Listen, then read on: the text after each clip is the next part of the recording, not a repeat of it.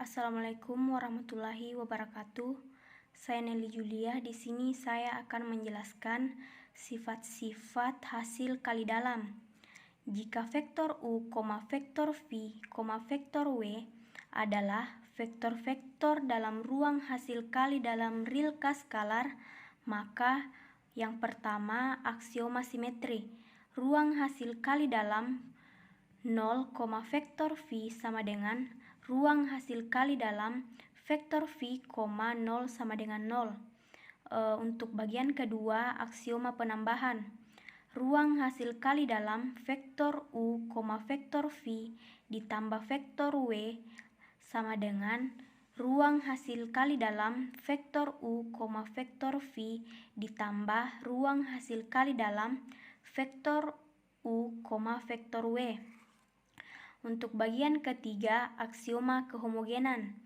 Ruang hasil kali dalam vektor U, K, vektor V sama dengan K, ruang hasil kali dalam vektor U, vektor V.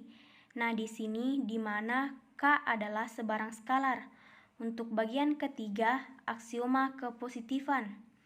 Ruang hasil kali dalam vektor V, vektor V lebih besar atau sama dengan 0 dan ruang hasil kali dalam vektor V, vektor V sama dengan 0 jika dan hanya jika V-nya sama dengan 0. Selanjutnya, panjang dan sudut di ruang hasil kali dalam.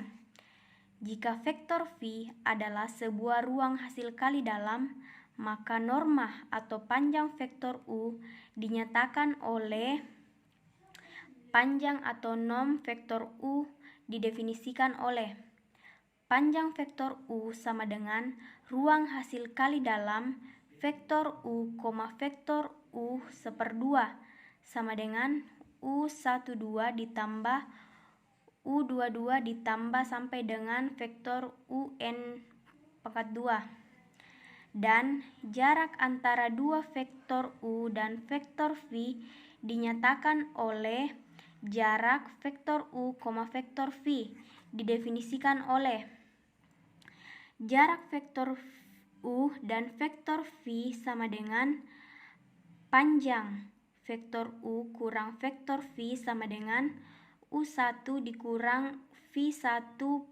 per pangkat 2 ditambah U2 dikurang V2 pangkat 2 ditambah sampai dengan vektor UN dikurang vektor VN pangkat 2. Jika theta adalah sudut antara vektor U dan vektor V, maka cos theta sama dengan ruang hasil kali dalam vektor U, vektor V per panjang vektor U, panjang vektor V 0, 0 lebih kecil atau sama dengan theta lebih kecil atau sama dengan pi.